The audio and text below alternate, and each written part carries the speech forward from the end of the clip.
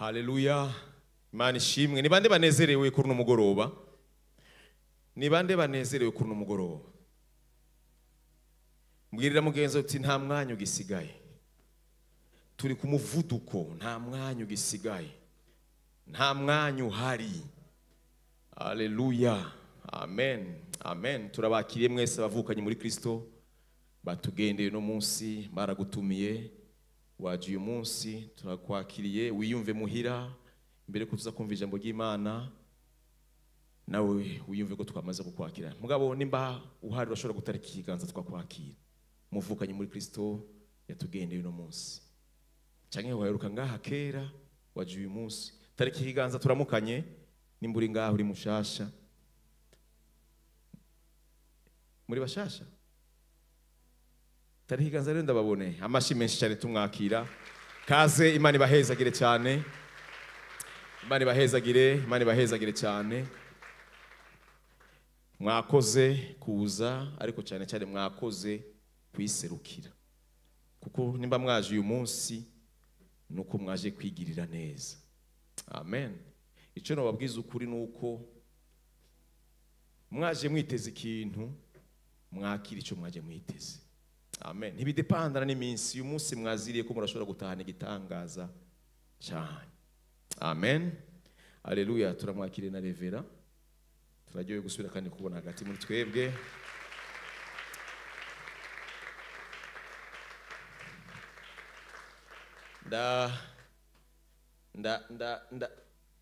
Kuvuga ubutumwa mudahari ntacyo bintwaye pe. Ariko kandi kubuvuga muhari hari icyo vyongereza. Bwira mugeze ati kubona umwepiskopi mukuru mu ngoro y'Imana ntabwo ari ikintu cyo. Haleluya. Turi mu tubandanye. Tubandanye. Ndashima Imana uyu munsi ari umwakirizi yavyaye yandikiye message mu gitondo. Yambaye ati pastor Imana ibihererwe icyubahiro kandi Imana ibishimigwe. Imana ibishimigwe cyane. Amen. Turabandanya kuko ndumva ko hariyo amaposhe dezo yamaze kuguruka. Hari amazi yamaze guseseka, hari abakeneye kuvyara. Uno munsi nasomya ndabwire Imana niyo kubaho. Dukomera amashi Imana cyane.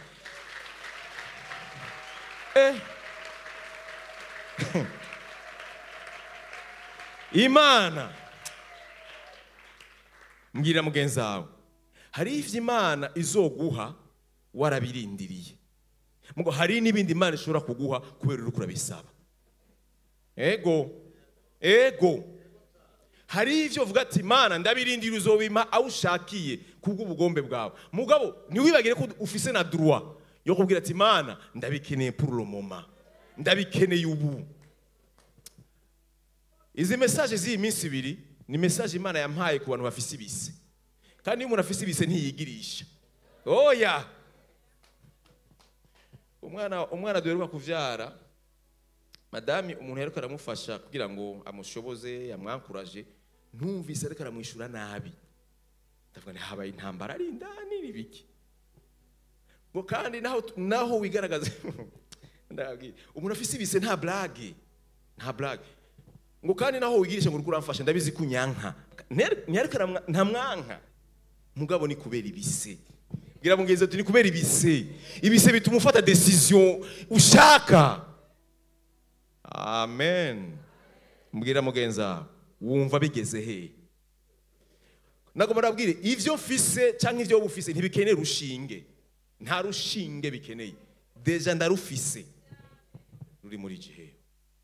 Ndakeneye kubona umuntu yiteze ikintu kuri no mugoroba. Nako ndavuga ni Imana iragaheza gikwa. Imana urashobora kuja imbere yayo wibaza ati Imana uwavuma iki mpava mvuga iki. Le Dieu de temps et de circonstances. Imana iratangaje. Uno munsi nasomye ahantu ndavuga ni Imana uratangaje.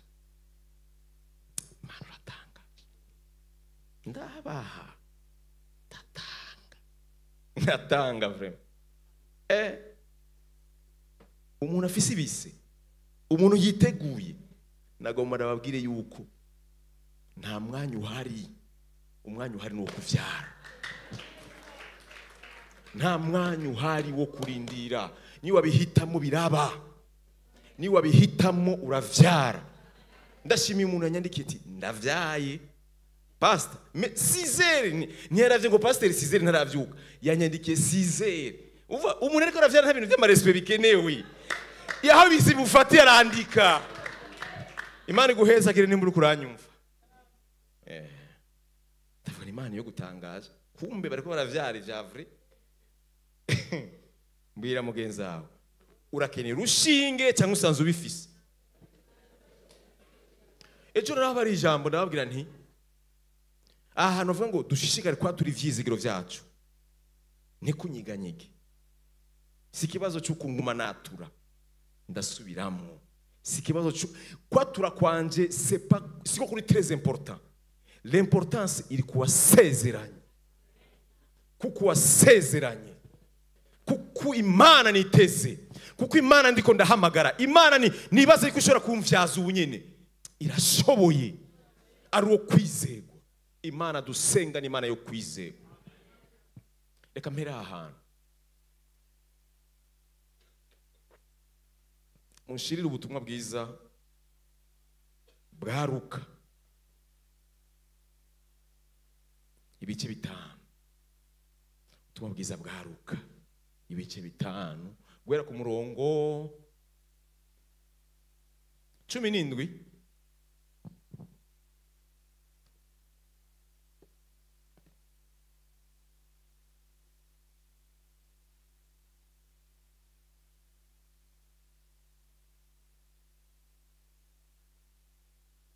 Mwahageze ndabira ahantu mwana w'Imana, imbere ko usoma ijambo ry'Imana numva shaka kubwira iki kintu. Ahantu shaka kwakuramo ijambo rimwe gusa ryantangaje. Havuga ngo ku munsi umwe muri iyo yarigisha, abafarisayo n'abigisha ivyagezwe bari bicayeho bavuye mu mihana yose y'i Galilaya ni Yuda ni Yerusalemu. Umviriza ijambo gikurikira ryampezagiye. Kandi ubushobozi bw'umwami Imana bwari muri we bwo gukiza indwara. Tubandanye ndaza gusubira aho hantu.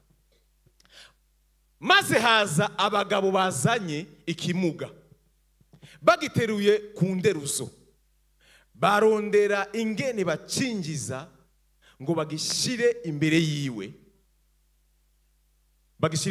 babuze aho bacinjiriza kubw'ishengero.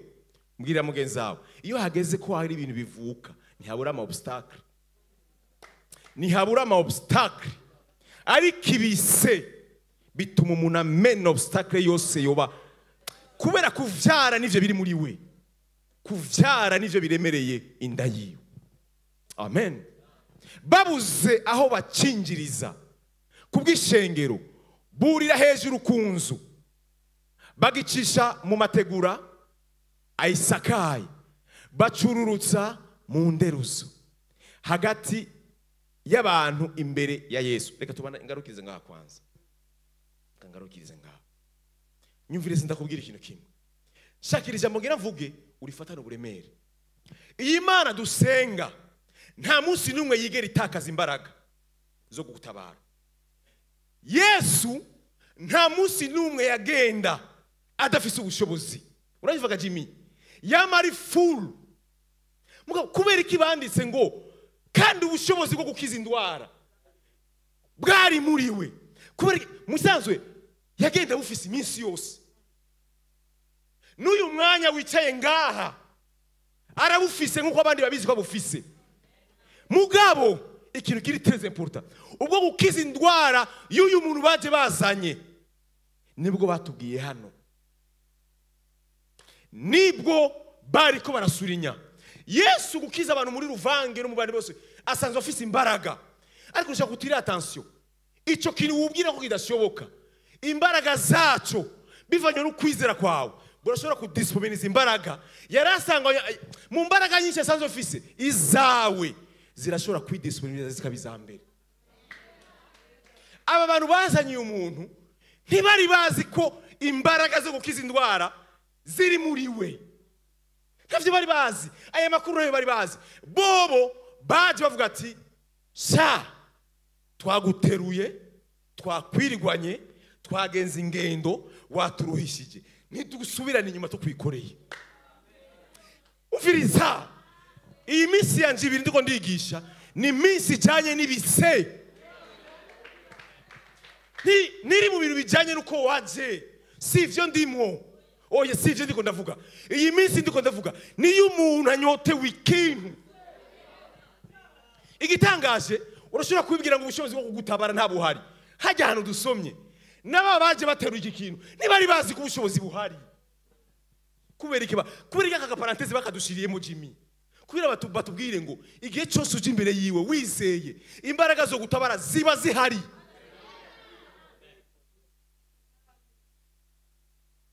Ziba zihari. N'amahitamo y'ukubihitamo. Kuko iyo wizeye imbaraga zo gutabara zica ziactiva muri we. Ntibivuga ngo ntazo sanzwe afise. Yesu yama afise imbaraga, yama yuzuye. Ariko ahantu hakiza umuntu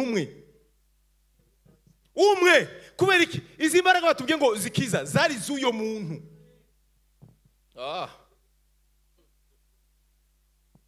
Ahantu hankangwe ndavuga ni nta munsi n'umwe nzoza imbere y'Imana nkwega amaguru kuko sinzi ngene yaje yiteguye. Nibari bazi ngene Yesu yaje yiteguye. Ibi bintu n'uyu muntu bakoreye igitangaza ntavyo yarazi. Mugabo uyu munsi je nawe turiko turabisoma twarabimenye yuko naho baje naho kwizera kwabo kwabazanye kumbe ni Imana yama yiteguriye umuntu yiteguye. Umuntu yiteguye Imana iramwitegurira. Reka gukwega amaguru wibwira ngo bimeze gute ngo none ngo Imana irahari. Umviriza uzobandanye je sinzi ryazovuga. Mugabo je ndiko ndavuga kuvuga kino gihe. Ndiko ndavuga kuri umwanya. Ndakubwira ngo naje gusenga nko abandi basenga, ngo naje guhimbaza nko abandi. Icyo ushaka urashobora kugitahana abandi bataronse na kimwe. Ugira ngo Imana ngo irabe question y'ikivunga, iraba umuntu ari disponible. Baramaretse no twarushe kandi uraremere. Uyu muntu yararemere. Umuntu turiho n'abantu bane. Yararemereye. Ndakubwire hari ibintu biremera umuntu akumva yuko hageze ko abitura. Irifoko umva ndakubwire irifoko uhitamo gushira muri limite yaho bigarukira. Utarashira muri limite yaho bigarukira ntibizohera, bizomananya biyongera. Irifoko ushinga karimbi. Ntitugusubirana inyuma twakuzungurukanye umunsi wose. Turiko turarondera Yesu. Imana ishimwe ko twumvise ko hari. Mugabo ngo basanze ahari, basanga harafunganye baravuga ati uraremereye. Urandemereye. Ndarandarira mu ijoro. Ejo mu gatondo sinzo kuzindukana. Danse.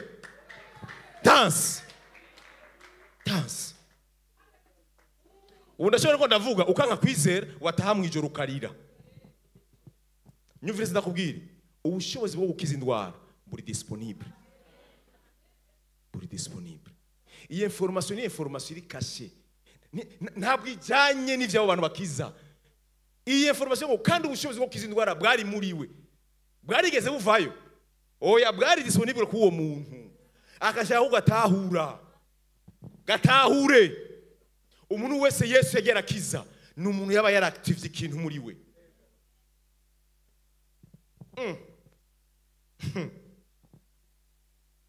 Baravuga bati ebana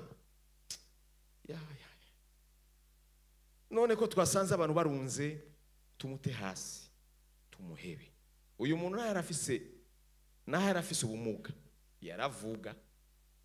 yaravuga umuntu si wari umugaye hari hamugaye amaguru canke amaboko mugabo umunwa irabara ati oya oya uyu munsi munyihanganire. Hari abantu bamenya ko Yesu yageze ahantu, hari abantu bamenya ko Yesu yaje, hari abantu bamenya yuko Imana yageze, Imana ya uyu munsi yangendereye, simpusha ndayifatana n'uyu munsi, mfatana na uyu munsi ntibikunda, uyu munsi ejo ntahari, n'uyu munsi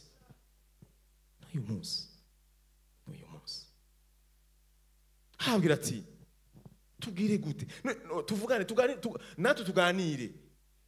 Iyo bavuga ngo haruzuye ngo dusubire inyuma, logiquement vyari ivyo, nkuko logiquement yishe benshi muri twebwe. Nukuri Imana ibiravye irahebona yuko nagerageje. Oya, kugerageza ko gutakuvyari gitangaza, ntiwagerageje kuko imbaraga z'Imana iyo zihari amaherezo utegereza kuronka resulta. Imbaraga z'Imana Imana yaravuze ngo nkuko imvura na sherega ibigwa bigatosisi imirima ikera abimbura bakimbura, kirazira ko imvura isubira inyuma idakoze igikorwa, kirazira ko ijambo ry'Imana risubira aho ujya, ntirisubira rije riba rije kubwigitangaza, rije riba rije gukora, kandi igihe cyose rikorana n'abantu bari disponible. Umviriza, umutima mfise ni umutima wo gukuraho imbarutso y'abantu baza mu ngoro y'Imana bibwira ngo ninye buntu, ninye babazi, ni urukundo, sivyo ndimwo ari kumeze taha. Imana ibahane nawe. Ndiko ndabwira abantu bashonje, ndiko ndabwira abantu bumva yuko hageze ko bavyara, kandi sindi ko ndablaga, ndiko ndabwira abantu bumva yuko bakeneye ko Imana ikora ikintu, bumva yuko Imana hageze se Mana ndarushiye n'iki kintu, ari akantu kandi kajeje karatakara, reka ndagasubiremo. Aho mpanze numvise umugabo n'umugore dupangiye bariko batumvikana. Umwe avuga ngo tuduze inzu, n'umugabo, umudamu akavuga ati oya tubareke kuko vrema baradukunda, hari ubugwaneza kandi n'abamizirima, mugabo ebana baratwumva mu kintu.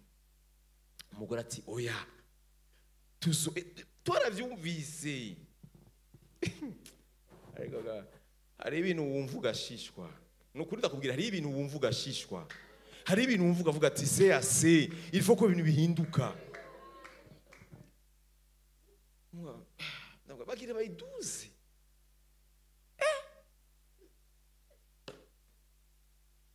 nimba ari ikintu kiremereye muri kino gisagara.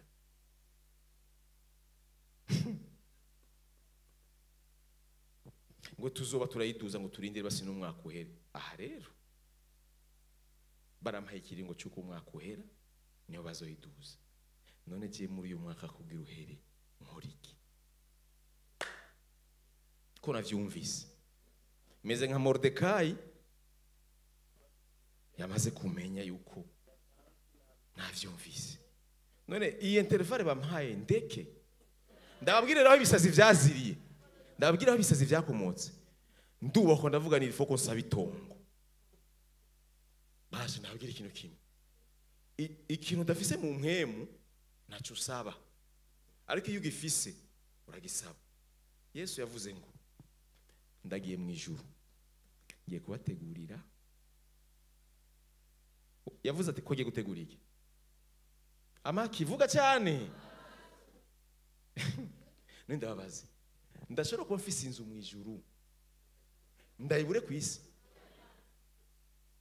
None rero bivuga ngo ubwami bwawe buze, ivyo ugomba bibe mu ijuru nkuko biba. Ewe natahuye neza yuko iri jambo Yesu yavuze nta bapangayi bari mu ijuru, ntabo umwe wese azoba afise adresse, ntabo. Rero ijuru turihera ngaha, ijuru turihera ngaha. Urazi iyo umuntu aravuga ivyo kwizera nk'ibi, hari umuntu yumva ko bitwengeje, hari yumva umenga ko biryoshe. Oya ntibiryoshe, birarura. Ndiko ndababwira ibirura ntibiryoshe.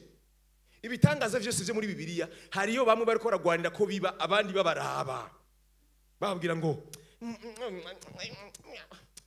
abantu bagira ayo mabati abandi bagira batubure frame kana ya mabati arazibi nayo mugabo ko abukimuga ko ari umuyuwayi si question y'ubuyuwayi ni question y'icashaka ni question y'icashaka kandi akubwire iyo ubizi neze ko hageze kutabagwa umenga connection yiwawe ifatana na bwa bushobozi bwawe buri disponible urumva yuko udashobora kurekura hari igihe kubwira ati sindeka urumva yuko ugwana gushika uronke hari uramaze meme no muri commentaire na hanu na hamwe yanditse ngo ko wakize rero rihaye amabati ntaho sambura kazi uronke umviriza sambura uronke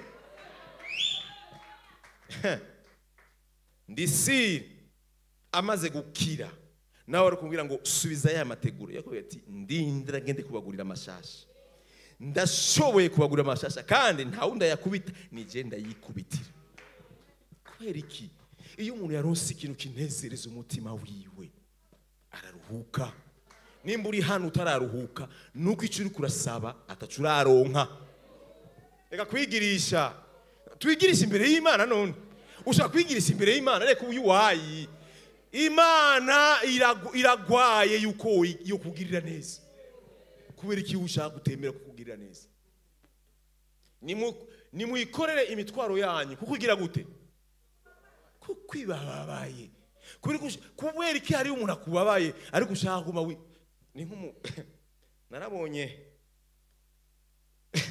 twari tugiye Ikimbizi haca haza imodoka ya express privé yatubwiye ati mwinjire je ndihuta muri make ni tori kumwe ni Oscar ni Fisto haca hinjira umudamu n'imizigo ari mu modoka yongera kandi arikorera imizigo ndabona finalement we uri mu modoka usubire kandi ntunature n'imizigo raba inyuma ya kapo iri vide fatiyo mizigo uyishira ajya muri kapo no mu bwami bw'Imana hanuku ukubaba yarahari mugaye mitwaro ugumuyikorera n'indazo y'igutura hariho ukubabaye akeneye kuremurugwa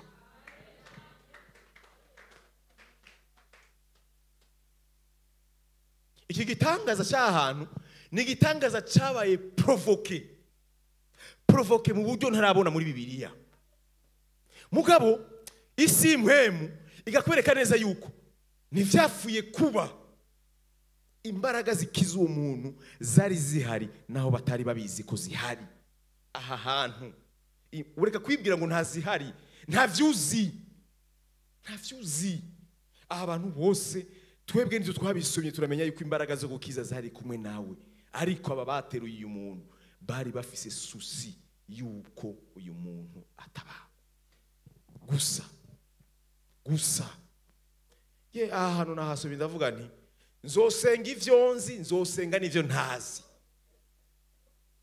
umviriza mana impani n'ibindi mbona yuko narengeje mafu sinzi ubushobozi buhari kubwanje kuko iyo umuntu wese yizeye hari imbaraga zo kumutabara igihe cyose umuntu yizeye hari imbaraga zo kumutabara ndasubiramo ejo navuze nti umuntu yiteze umwana ntagenda gura impuzu wavyumvise yibaje ko ndiko ndavuga ibintu bitabara ndavuga ni uri kuri imagine Imana iri kirabiyo sene utaravyara iri kirabinyene mu isoko ugenda ugabaza ati iyi nangahe hari ikintu bita isoni zo gukora umwanya umuntu akarakora acte yo kwizera abona umenga ariko abantu batamutahura birahari mugabo wewe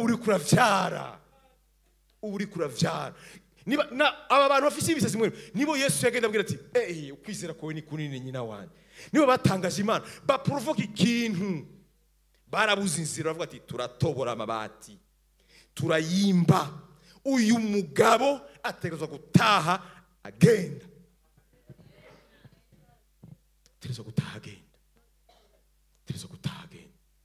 igitangaje rero ntiyaronse igitangaza kimwe bibiri Yesu yabanje kwanza kumwitwararika aramubwira ati ivyaha vyawe urabihariwe. Shaka kuja muri ibi nindi nyigisho, reka ngume ku ntumbero. Aheje kumuharira ivyaha baca baridoga abafarisayo, kandi ntibaza kugira ngo bamenye ngo ijambo ribafashe, oya, baza kugira babone manifestation gusa, babone manifestation y'ingene Imana igira neza, manifestation gusa. Barimba inzu barayitobora bamumanukiriza aho Yesu ari. Ese wo kwimba nta mabati ubona wotoboraga ntuzi, ndabaza ntayubona wotobora. Iki ni igihe cyo gutobora amabati, peu importe resultat umuntu ayironke. Ntayubona wokura, urukura ngo abantu bagusita ngo nabuze ahonje, ntavyo ubona wokura mu nzira kugira ngo ushika aho ukeneye gushika. Ndasubiramo, nta mabati ubona wotobora.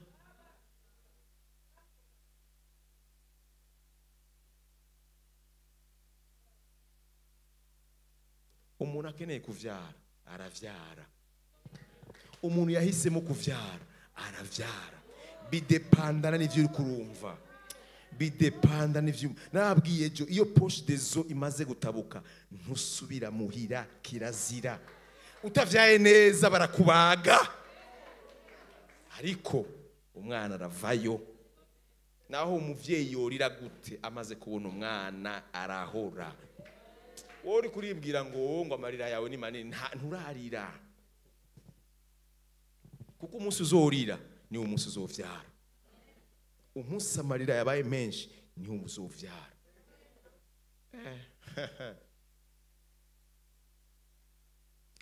Ndabona yuko ejo ndashobora kuja gutobora amabati ahantu. Ndabona ahantu uzoza gutobora amabati, ndabona ahantu uzogenda gutobora amabati. Nta mafaranga bisaba, c'est la folie de prédication. Bisaba kugumuka, bisaba kumva yuko hageze ko bihera.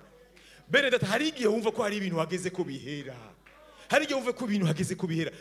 Ico gihe nta muntu wakubwira ngo tugira entraînement ngo harageze ko bihera. Wewe nyine uvuga ati no harageze ko bihera, haragera.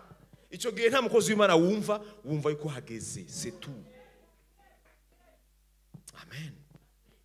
Amen. Yesu aramuraba aravuga ati, shira tuwasome kugira mumve ubutumwa ndiko ndavuga. Abo naka Imana iguhezagire.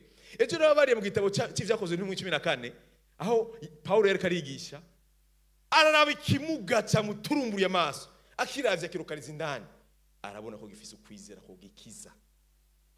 Yaboni kuca maze kukuronka, uvuga ati wewe haguruka, kuko namaze kubona gutandukanye n'abandi ko ndabwira.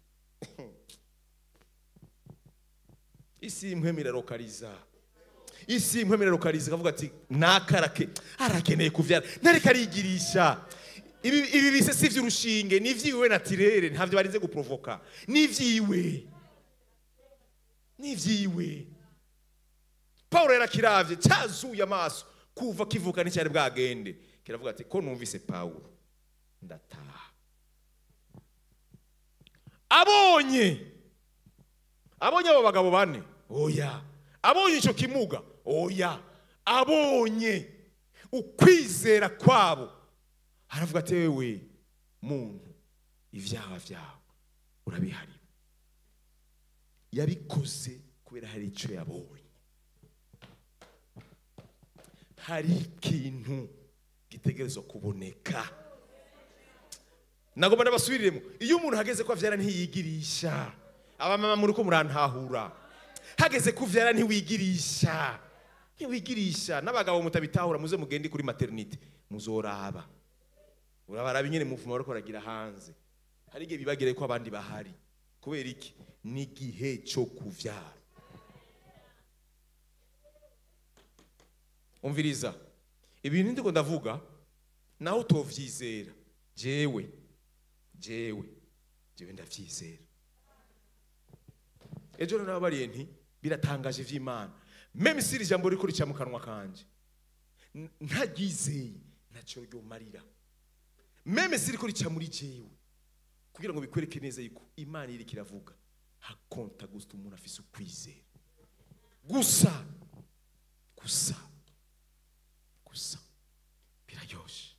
biraryoshe kurondera igitangaza ukagitahana.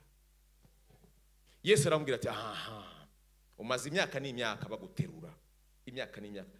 Uyu mugabo yararemereye, iminsi yose yaterurwa n'abantu bane, kandi ahani dushize ko amafaranga ashobora kuba yarabaha.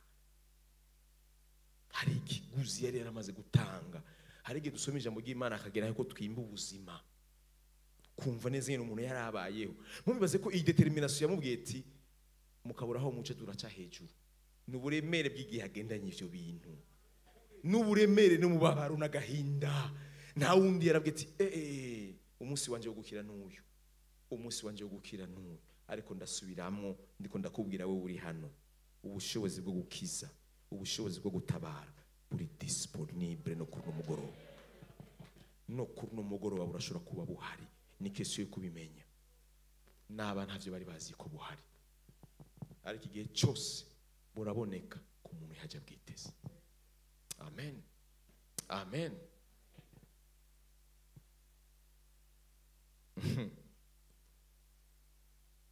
Mariko 10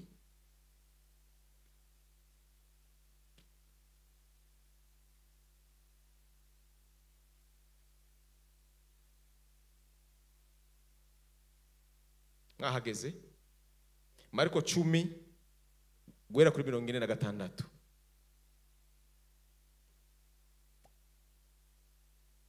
Mariko 10:46.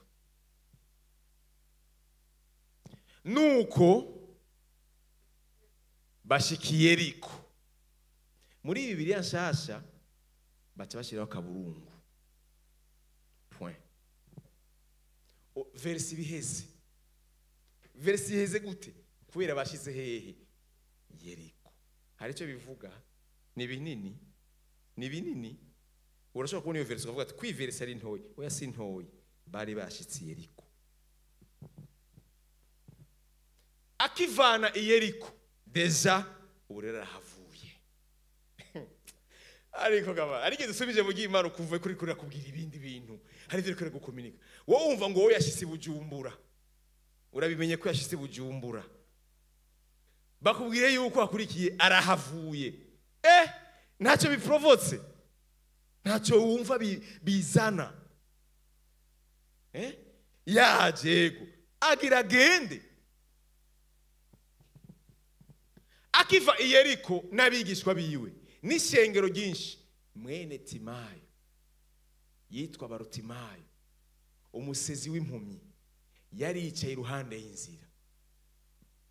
Yumvise ko ari Yesu umunyanazareti, atangura gutakamba. Umenga kumva izina Yesu gusa vyamuhinduye Barutimayo umusazi.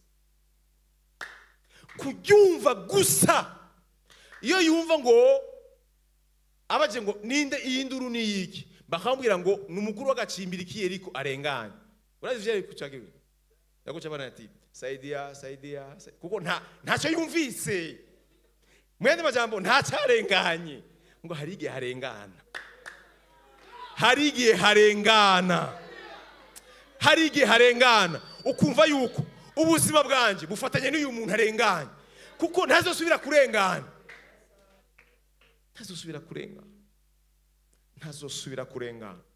Akaryo ndonse naka ko nakaronse iri ko ifuko ibise vyanje biduga, ifuko ibise vyanje biduga nkavyara. Mwana w'Imana, turi mu gihe cyo kuvyara, turi mu mwanya wo kuvyara,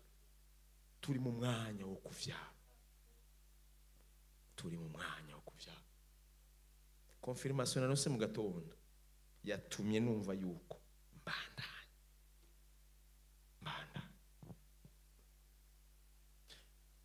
Barutimayo yararindiriye izina rimwe gusa.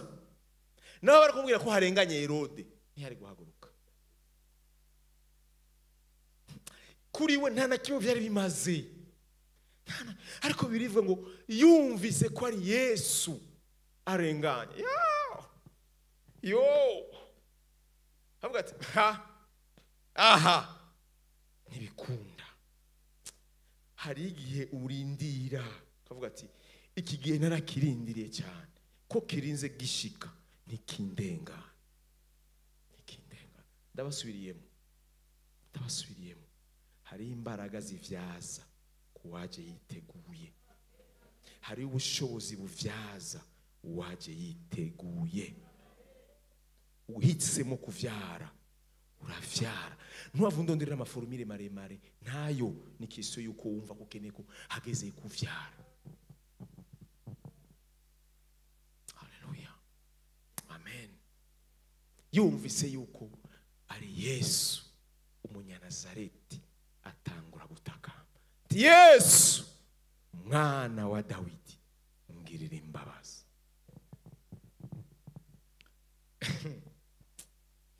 Urabona ivyo bikurikira, bwira mugenzi wawe ntibibura.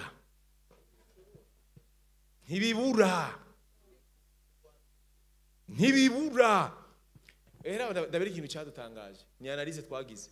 Uheruka harabaye match kuri stade. Ndababwire hari ibintu bitagaje ku isi.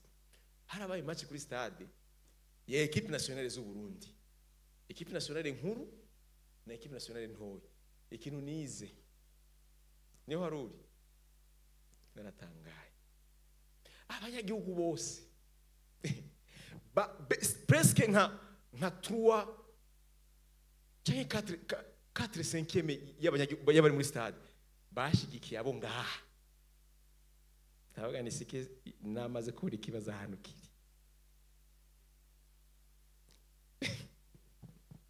Gute bazi nasanze ku isi abantu bose baranga umuntu agira duge, cyangwa umuntu yamaze kuduga ntabura abansi. Bose ni equipe nationale, bose n'abakinyi b'intamba, ariko none babonye ko abantu bataratera imbere bashike kure turi nyuma yaba, none bajya abandi babankiki. Analyse yiwanje nabonye nuko baje bava hanze, bazi yuko ari aba professionnel bamaze. Mwende majambo uvuga ati dushigikire abimana yagize gute, yamaze gutera intambuko, abaro bafatanye n'abana. Ni question y'uburemere bwo kugirirwa neza. Mama twari kumwe tuvuye ku Nyegitoro mu Buyenzi, nciye ngaha kuri Roshi, mpura n'umuntu ariko asunika ingorofani n'imizigo yamunaniye myinshi. Twari kumwe mama umviriza, igihe cyose uzo kwifuza kuduga ntihazobura abakritika. Iyo umuntu agira ve ahantu hasi ntiyabura umuntu ashobora kuvuga ko akwanka atakino kumufa akugwanya kubera ariko agwanya kuko yamaze kubona kugira uduge, yamaze kubona ko ari ikintu kira gihinduke mu buzima, kiragwanya wanka wemera nta gitangaza gihari. Iyo umuntu agira ahindure hari ibintu biza kivira n'ibi bikeski, kuko tubona umuntu yari umukunzi wawe akwanka kandi bimvira. Duhura n'umuntu ahantu habi yanse kuhaca na wenyene, ari bafise ingorofani yanse kuhaca. Hamacha parking aha handi heza, murabizi ko mabarabara afisa ahantu kenshi tukuma duhitamwo, musinda kubivuga murabibona. Kumuvuga ati nkwepa ha cenga, hari bigisabe ko narindira kugira ngo uce hajya ahantu bintu by'ibinogo bihari. Ngo rero ngo ntiwoca ngaha. Ndamubwira we ko wanse kuhaca. Mwumve none ndiyumvira ndabwiye mama none nkuyashafujwe niki ngo none ngo cyanga ngizira ndamwe muta we ko wari ufise ingorofani we kutaciye hajya kubera ko wahunze kijya kinogo kuri gushaka ko rigenda haca jaro ngo kandi ngo abantu bafise imiduga ngo muri ishima. Ndabona nta makuru wari ufise, je nanje ndawugiyemo vuba. Nukuri nukuri ndi sinshobora vyukuri sinshobora kuwucisha hajya oya nukuri hariyo n'amapriorite amwe duheba kubera iki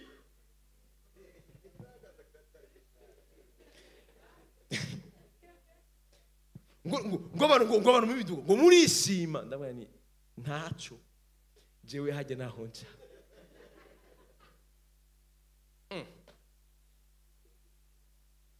ndababwira iyaba ndi kwikinga ntihari gushavura ntihari kubabara iryo shavu ryafashe uburemere bivanye n'urugero umuntu agezeko umuntu akubwira ikintu kimwe igihe cyose umuntu ageze ko abaduka hari igihe kimugwanya ico gihe naco gihagurutsa ibintu utazi kirashobora guhagurutsa n'umugenzi ashobora kubana gufasha mugabo kubera abonye ko ugira uhindure bikaba ibindi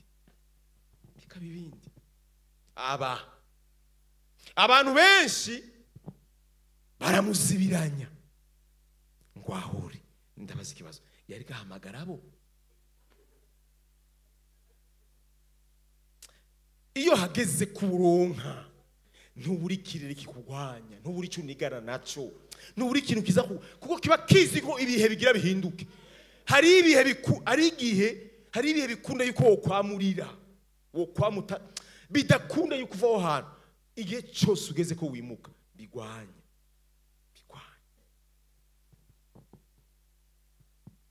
ngo ahore ndashimiye Imana iyo umuntu yari yitoye yuko hageze ko avyara nta kintu na kimwe kimuzibira ndasubiramo wowe uvuga ngo Imana izontahura ntizo gutahura ni wowe utatahuye igihe wagenderewemo kuko ubushobozi bw'Imana buba buje kuyikorwa kanaka ushaka kuvuga ngo hariyo logique ngo nivyakunze hari ukundi kuntu vyari gukunda kagirirwa neza ndababwire ntako Imana yari yaravuze yuko Yakobo ari wazoba mukuru kuri Esawu ariko vyasavye yuko nyina wiwe aprovoka bijya bintu bikunde aprovoka kuko se yagira atange umugisha mugabo nyina avuga ati no ntibikunda hari igihe bigusaba imbaraga zigushoboza kuvyara icyo wifuza kandi iyo umaze kugishikana ucuruhuka nyakuruhuka haleluya ariko rushiriza cyane gutakamba ati mwana wa Dawidi ngirira imbabazi manuka Yesu arahagarara arababarira ati ni mumuhamagare bande babandi bahamagara iyo mpumyi barayibwira bati urabona aba bantu ubaravye mu mwanya wari uheze ntaje yo guhumuriza bari bafise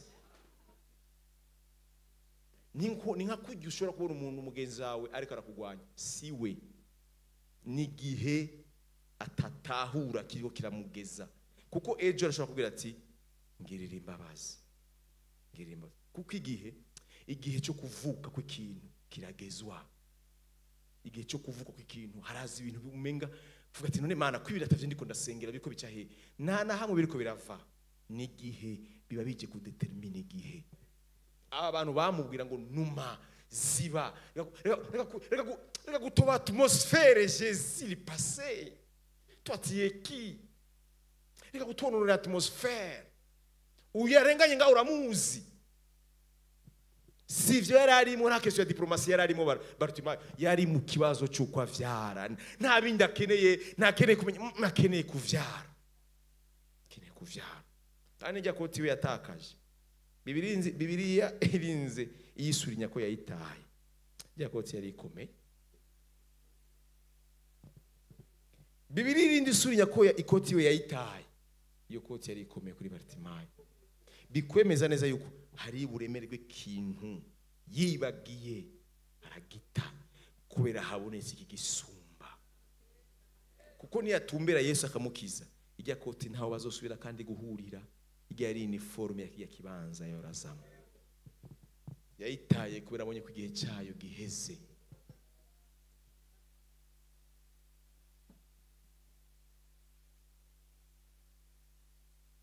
barayibwira bati humura va hasi araguhamagaye. Nayo iti impuzu yayo irabaduka. Ni yahagurutse. Ikirundi hari bagishiramo imvugo iremereye. Bakubwiye kubaduka. C'est pas guhaguruka. Oya. Yegera Yesu. Yesu arayibaza ati era abantu arashika kure. Murabona aba bantu bose ko bagendanira Yesu? Urabona aba bantu bose bari kumwe na Yesu aba bari ngaha? Ndaza kubasubirako. Aba bose mubona bari kumwe na Yesu bose bafise ikibazo. Bafise ingorane. Bafise imihari. Bafise umutima mubi. Mugabo bari nyuma yiwe. Bamuherekeje bajana i Yerusalemu. Bamuherekeje bajana i Yerusalemu. Atugomba ko ngukorera iki? Ino mumyi iramwishura iti ndagomba guhumuka mwigisha. Nagomba ndababwira aha iyo yari gusaba n'ikindi kintu yari kukironka. Ari ikico yari akeneye. Ico yari akeneye kwari guhumuka. Reka kuvuga ngo wowe ngofise imitwaro 4 5 6. Oya vyukuri rondera umwe. Urashobora gusanga 6 turi muri uyu umwe ni kubera gusutaza ingene bipanga. Rondera umwe. Ushobora kuvuga ngo Imana ngo nkeneye akabati. Oya ukeneye amafaranga. None akabati n'amafaranga ni cyahe kiri mu kindi? Akabati kari mu mafaranga.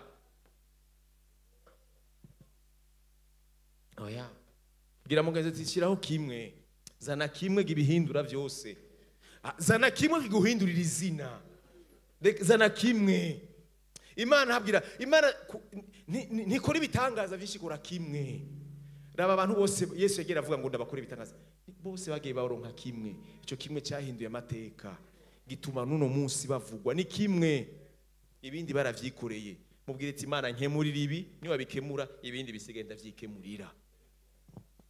Hallelujah. Amen. Amen. Ati Yesu arabwira ati genda ukwizera kwawe kuragukije. Muri Luka ahantu hari inkuru hari ijambo batanguza avuga ngo humura ukwizera kwawe kuragukije. Mu yandi majambo ahumurijwe nuko afise ukwizera. Yari kuba takwizera fise nta guhumurizwa yari kuronka. Nariko ndababwira murashobora kubira ngo ivyo muri ko muraza kurondera ngo bifise Imana nayo irabizi ko ivyo mushaka ari mu bifise.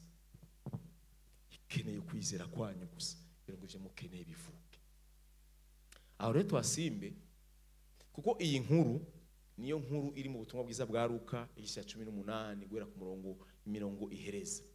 Hacakurikira Luka 19 niho nshaka mwumve suite. Luka 19 hatangurana n'amakuru. Mwabonye ko tukiri Yeriko. Bwira mugenzi wawe Yeriko harangwa n'abantu biteguye. Yeriko harangwa mufashe ndabaza ikibazo kimwe. Ukweri muri baza neza yuko Yesu atarabizi ko Barutuma yari hajya.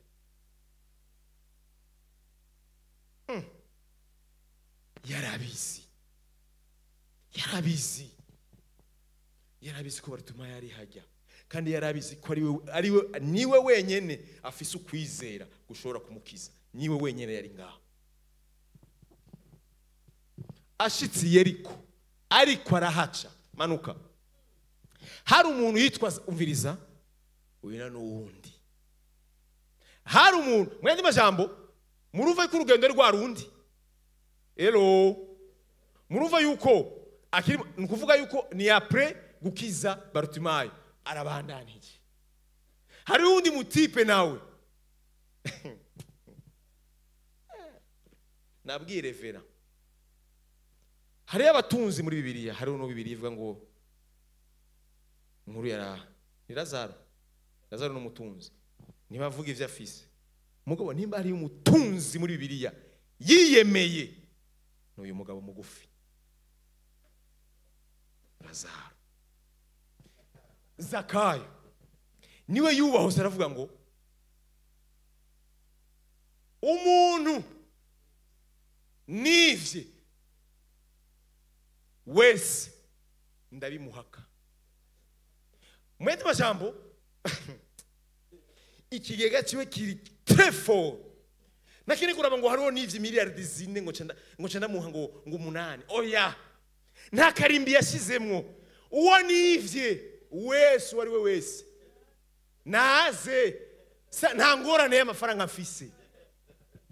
Abo bivye ibingorongoro baraje, abo bivye amafaranga manini manini baraje.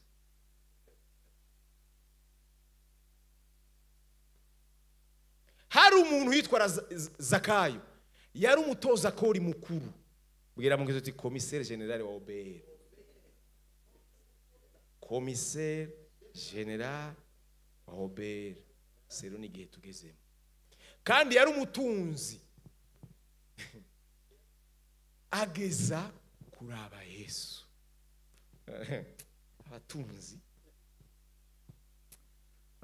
gamani baheza arabwesha ngo Yesu yaravuze ngo ako umutunzi ngo yinjira mu ijuru. Uyu yaragiyeyo ngo yofuma cyangwa muzuru ry'urushinge ntibikunda, byarakunze. Bwira mwe ati Lazaro yaraciye mu izuru ry'urushinge, Zakayo yaraciye mu izuru ry'urushinge. Kandi umutunzi wa vrai ashobora kuriha umuntu kane peu importe ivyo, peu importe. Muraberere ikintu ndiko ndavuga, ikintu nshaka kuvuga ni iki. Muri ba bantu bariko bagendanira Yesu, kubera umwanya avuze ngo Zakayo ururuka, kuko uyu munsi nza kurara iwawe. Babandi Bibiliya ivuga ngo dosi kiravyuka. Ngo c'est pas vrai. Ni gute ushobora kurara kuri uyu mugabo mwene uyu? Kuko abo bose ko ari doga nabo Zakayo yivye. Mugabo ingorane impamvu uvuze ubu butumwa niyi, ntibari bazi yuko bagiye kwishukwa. Navyo bari bazi. Surinya peu importe aho ukuvuka kwa kw'ikintu cyawe guca, pas de commentaire. Ikibazo gikomeye nuko kikira. Oya niba basubiza ivyabo, oya niba bahaye ivyabo, vyariyo.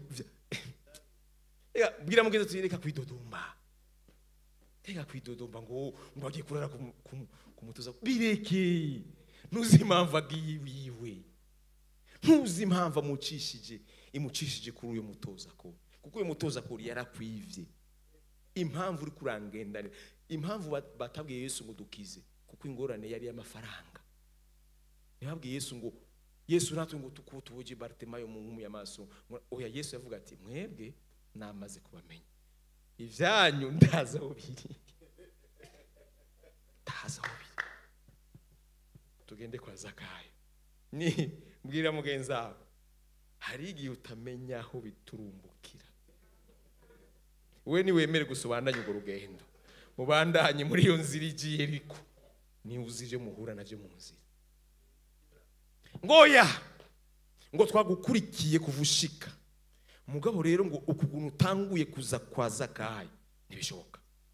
Uramuzi ko ari umunyavyaha, uyubona n'umusuma yaratwivye. Bibiliya ngo baramwidogeye Yesu bashitsi wiwe, kandi bari hajya. Nibaza ko bajya abantu bahayajya amafaranga. Nibaza ko ari bashasha baje, ni ya timu nyene yagumiye ari kumwe nawe mu rugendo. Ni babandi nyene bari muri rya barabara, mugabo bafise ibibazo.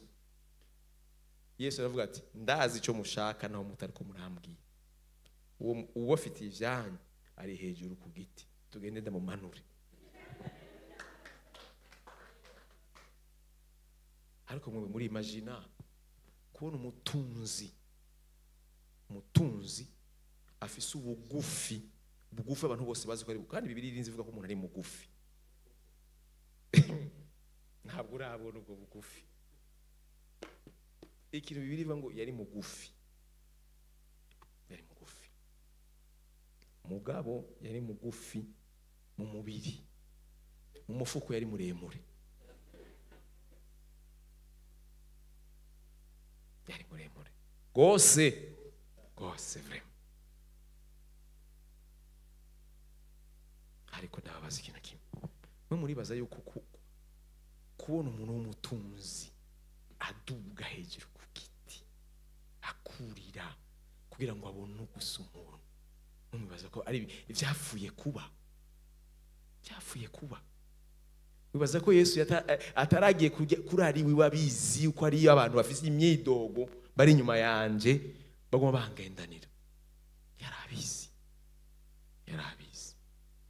Ico batari bazi, ni bari bazi yuko hejuru y'ivyo yabatwaye, kuko baraje. We nakwivya ngahe, je wanyivyaye, akira iwawe, akira n'indishi y'akababaro y'iminsi namaze narakwivye. Wibaza ko uyu muntu yatashe gute? Ndizera na Bibiliya itabivuga urugendo rwagaruka imbere y'inzu ya Zakayo. Papa Jo, wibaza nk'umuntu yari afise miliyoni umwe Zakayo yatwaye, akubiswe zine, wibaza ko yabandanije urugendo rw'i Yerusalemu? Ubwo Yerusalemu yarurekeye Yesu, yagize urugendo rwo kuja muhira, akoranya umuryango, agira ati bwa bugufi bwa Zakayo bwavyaye, arakabona yuriye ku giti. Amen. Ahantu ndahavuze kubera iki? Urashobora kuba wibaza ngo inzira Imana iriko irambwira nyaka nta kishobora kuvayo, nta kiriyo. Mana nawe urabibona, nta kintu cyo tangaza gihari. Ariko nagomba kubwira, ashobora guca ahantu, ushobora no gukritika, ushobora kuva no mu buremere bwo gusenga udafise kushaka gusenga, ukumva umenga oya sivyo, nukuri ibintu ariko aravuga sivyo, uyu muntu siwe. Iri jambo yo barivuga uko, ntuzi ijambo aho rigenda ricinzira kugira ngo rikugarukeko. Baridoze Imana ishimwe, ariko barabandanije gushika ku nzu ya Zakayo. Batashe banezerewe.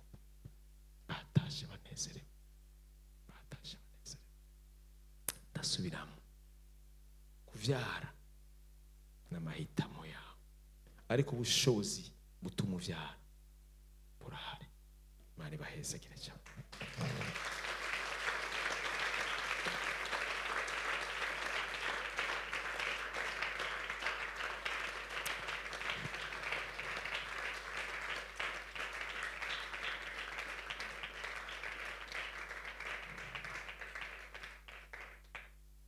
Bishop karibu uhezagire ishengero canke icumwe mwira kinda kuyoboramo. Amashi menshi tuwakira.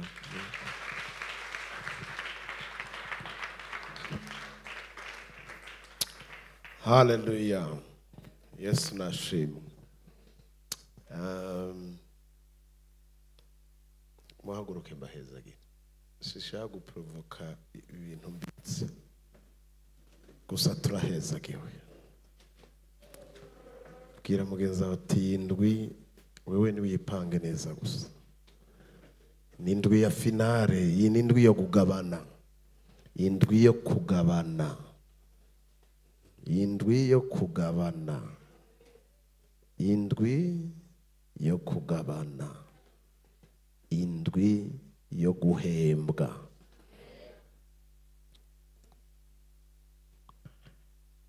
Babwira akantu kamwe, ndakababwira kamwe gusa katarenze umunota n'ijambo, kandi ni naryo sengesho. Witegure, nimba ari umukoresha aho ukora cankwe mu muryango cankwe abagenzi, witegurire kubwira inkuru nziza abakwegereye kandi batari bakwitezeko.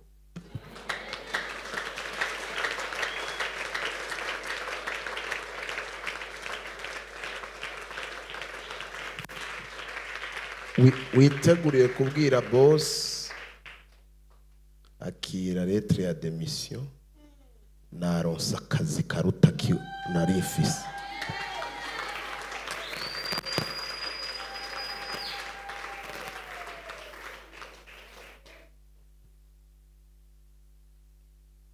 Nabwiwe yuko hageze ko wunguruzwa aharusha ahandi kuba heza. Ijoro ryiza na hejo.